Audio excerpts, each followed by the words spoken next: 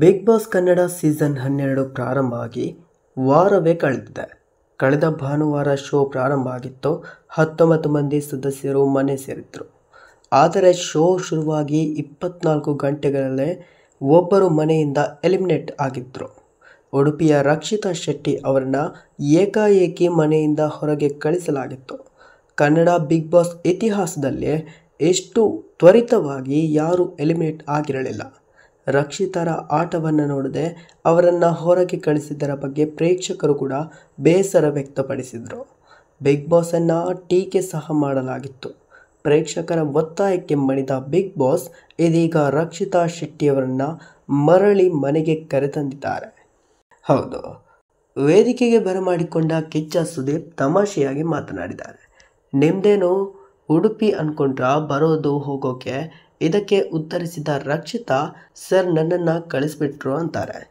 ಈಗ ಒಳಗಡೆ ವಾಪಸ್ ಬಿಡ್ತೇವೆ, ಒಳಗಡೆ ಹೋಗಿ ಏನು ಮಾಡ್ತೀರಾ ಅಂತ ಸುದೀಪ್ ಪ್ರಶ್ನೆ ಹಾಕ್ತಾರೆ. ಪ್ರಾಪರ್ ರೀಸನ್ ಕೇಳ್ತೀನಿ, ಹೋಗುವಾಗ ಬಂದಿದ್ರು ಆದರೆ ಯಾರು ಕೂಡ ಸ್ಟ್ಯಾಂಡ್ ತಗೊಳ್ಳೋಕೆ ಬಂದಿಲ್ಲ ಎಂದು ರಕ್ಷಿತಾ ಕೋಪದ ಕಣ್ಣಿನಿಂದ ನೋಡ್ತಾರೆ. ಆಗ ಸುದೀಪ್ ಭಯಗೊಂಡು ಹಾಗೆಲ್ಲ ನೋಡಬೇಡಮ್ಮ ಅಂತ ಹೇಳಿದ್ದಾರೆ. ನಾನು ಹೇಗೆ ಆಡ್ತೀನಿ, ಅವರು ಜಸ್ಟ್ ಕವರ್ ನೋಡಿ ಜಡ್ಜ್ ಮಾಡಿದ್ರು, ನನಗೆ ಯೋಗ್ಯ ಉಂಟು ಎಂದು ರಕ್ಷಿತಾ ಹೇಳಿದ್ದಾರೆ.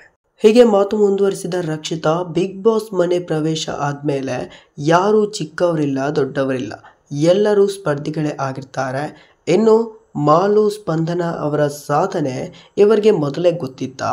ಮತ್ತೆ ಅವ್ರನ್ನ ಹೇಗೆ ಸೇವ್ ಮಾಡ್ತಾರೆ ಅಂತ ಕೇಳಿದ್ದಾರೆ.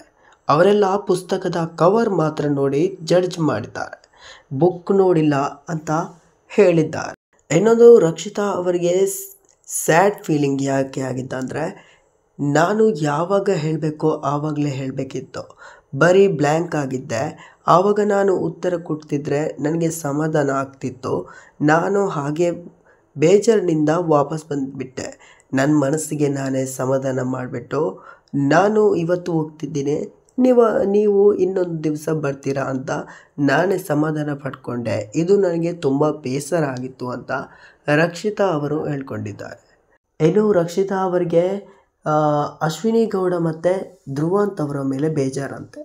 ಯಾಕೆಂದರೆ ಅಶ್ವಿನಿ ಗೌಡ ಅವರು ಪ್ರಮುಖವಾಗಿ ಇವರ ಹೋಗೋಕ್ಕೆ ಕಾರಣಗಳನ್ನು ತಿಳಿಸಿದರು.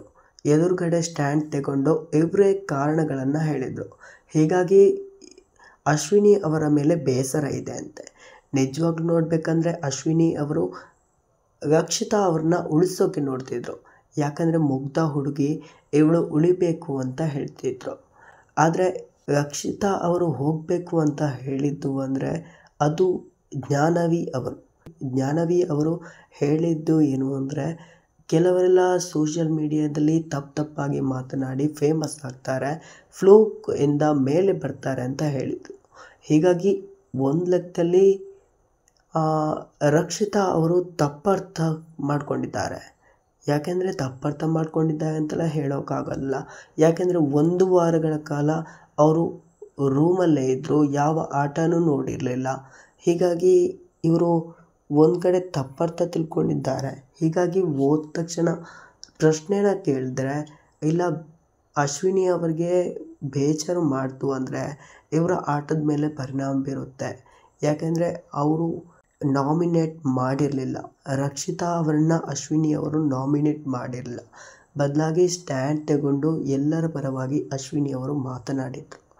ಹೀಗಾಗಿ ಇವರು ಇವಾಗ ಪ್ರಶ್ನೆ ಕೇಳೋದು ಅಶ್ವಿನಿ ಅವ್ರನ್ನ. ಆದರೆ ನಿಜವಾಗ್ಲೂ ನಾಮಿನೇಟ್ ಮಾಡಿದ್ರು ಅಂದರೆ ಜ್ಞಾನವಿ ಅವರು.